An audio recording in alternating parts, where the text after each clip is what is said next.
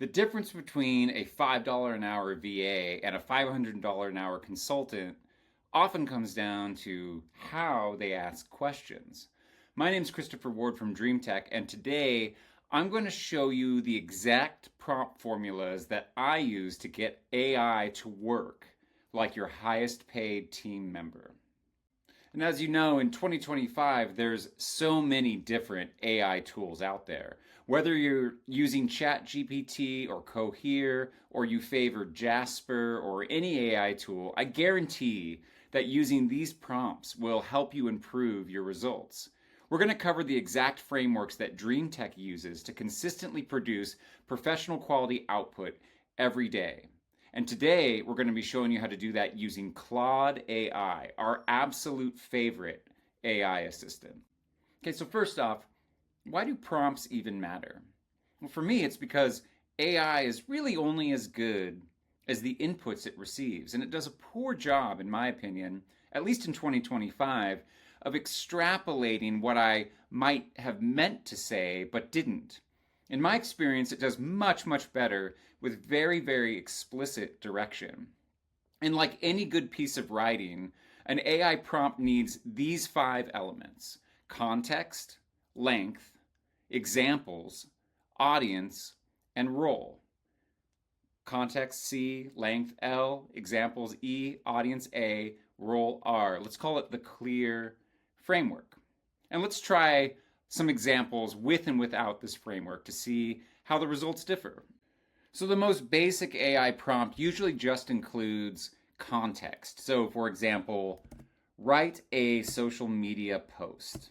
It's going to actually struggle with this because it's so vague, it won't actually know what you're trying to do, and it'll actually ask you more questions that look a lot like the C.L.E.A.R framework. What's it about? What's the tone? Where will it be? Things like that. So let's actually try to add more of that C.L.E.A.R framework in. And remember, it's context and length, examples, audience, and role. So instead of write a social media post, we are writing, you are a social media manager for a fitness coach. Write a 150-word Instagram caption that blah, blah, blah. You can see right off the bat, it knows kind of what I'm going for. First of all, it fits perfectly with the length that I'm looking for. Then I can ask it things like, okay, but what if it was 4,000 words instead? And we're going to get the actual, and it's actually even telling me here, an Instagram caption of 4,000 words is going to be impractical. It's going to sort of check my answers here because it knows now what I'm going for and it knows the context isn't right. So now it's there to guide me. And I can say, that's okay. Let's do it for a long form blog post. So now it knows how to alter what it's looking for in terms of length. You can do this for any of the criteria. You could change the audience and keep everything else the same. You could change the purpose or the role, the examples. Any of those things can change to be able to modify the way AI looks at the purpose of what it's trying to achieve for you. Another great way to approach Claude, especially in all AI, is to think about it like it is an assistant working for you. And ask it, let's actually think this through step by step and let me help you outline what I'm looking for so that when you create something, it will at least fall within the framework that I need. So instead of just create a content calendar for my coaching business, we can say something like, hey, why don't you create a content calendar for my coaching business that first identifies my target audience, then it uses algorithm to determine the best posting frequency, maybe you suggest some content pillars, and finally create a 30-day calendar. And now I'm actually getting the exact outputs that I'm looking for from Claude, and so it knows how to achieve my goals.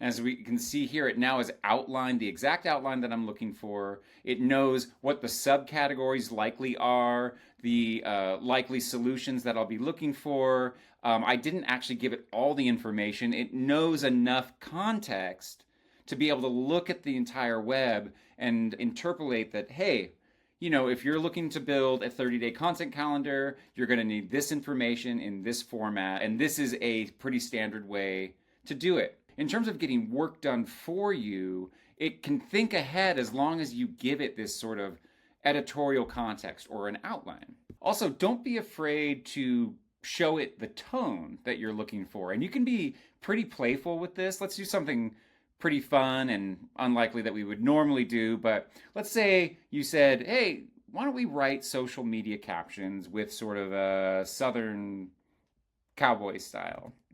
You could say something like, hey, why don't you write some social media captions in the style, and then don't even have to describe the style. You can actually just write the types of things you're looking for. What's new with y'all? Howdy, my friends. The best gosh darn post you've ever seen. Now write 5 more like that.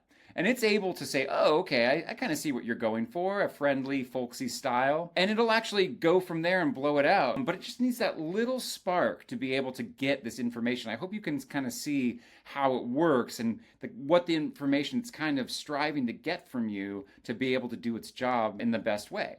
Now, as content creators for small businesses, a lot of what you're doing is creating social media content. And that social media content is meant to address the problems or challenges of your potential customers and show them that you understand the types of issues and hurdles that they might be dealing with and how you can help them. So I actually have a couple go-to prompts that I like to use for these different scenarios. If you're looking for a way to help people solve a problem, you could say something like, I'm facing, and I'll just paste this right in here, I'm facing a specific problem, issues finding customers in the online yoga space. Consider these constraints: my budget, my small network, and the newness of my company. Provide 3 solutions ranked by simple to hard. And what it's going to do is it's actually going to go through and create content. What I didn't do in this prompt is give it the context of how long it should be, where it's going to go, what types of audience members are going to be reading it. I could refine from here, but you can already see that it's actually solving these problems and writing this content for you, and you can, from here, use it in a number of different ways. I'm going to add a couple of these prompts below. I'm not going to go through them all, but let's try another one. Like, what if you really liked a post that you saw on Instagram? Someone was doing a really good job, and if you copied and pasted it and gave it to AI, but then said, hey, why don't you try to use this kind of idea, but can you interpolate it for my business? Let's try it. So you could say, take this content, and then let's go get some content, and then repurpose it into a blog post for my marketing business, Dream Tech, for small businesses looking to find customers. So what we're doing is we're taking the same idea, the same format, the same snappy language and tone, and we're going to modify it and let AI sort of say, what if Dream Tech had actually posted this post instead of the other person? What it's doing here is it's actually creating a long form post that provides all of the benefits and value that you were getting from that Instagram post. If I wanted to sort of mimic the actual Instagram post that I'm borrowing, I could say, okay, let's now make this a similar length Insta post. It's actually going to go through and remove it and bring back something that's a little bit shorter in length that shows you exactly how this would look in a sort of Instagram-friendly format that's going to maintain the same energy and structure as the original post. So repurposing other people's content doesn't mean you're copying it. It means you're inspired by it and you want to use that same idea for your business. And we do this all the time, and there's no problem, in my opinion, with doing that, as long as you're making sure it's original, your message is your own, and you're delivering value for your customer base specifically. Okay, and last but not least, I want to add one more special prompt that I use fairly often that's completely against everything else that I've already said. So we're talking about context, we're talking about audience, we're talking about making things as specific as possible and telling it exactly what you're looking for. And when you do that, you get exactly what you're looking for. The one thing that AI can do once you sort of tell it what you're looking for is you could ask it, hey, what would you do? So here it's asking me, okay, I've created this entire tech on a shoestring format exactly the way I asked for it, 3 or 4 paragraphs laying out the ways that you can leverage technology for your business in a low cost way. We can use this content for Insta, for our posts, even for a Tech Tuesday perhaps. But this is what I wanted. I'm wondering what Claude would have done. So I could ask it, hey, this is great. I like to be polite to Claude. I do. Thanks. How would you write this different so it captured people's attention? What from the prompt above would you change? And this is my favorite thing to ask. Surprise me. Let's see what happens. Okay, so we're already seeing they're adding this kind of idea of a plot twist, a blueprint, an uncomfortable truth. These are great ideas. Now he's over here telling me what he's changed. He's changed it to sort of like more of a storytelling approach instead of sort of laying out the information. Talking about the mindset shift that would happen. Because, Claude will understand like sales strategies and sales techniques and marketing techniques. It knows how to bring those into what you're trying to do if you let it, and if you give it enough context so that it knows the boundaries of how and where it needs to work.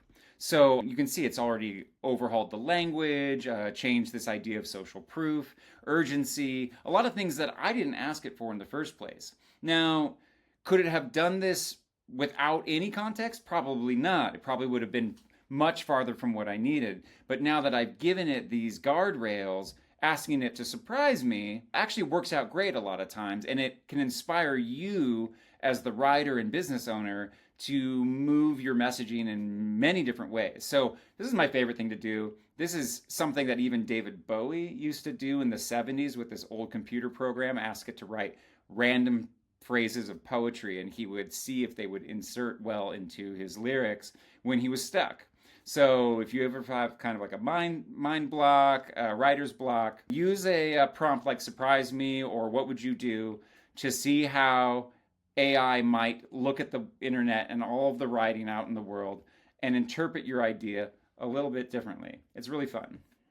Okay, so I hope these prompts make a difference for you. Also, what are your go-to prompts and strategies for using AI?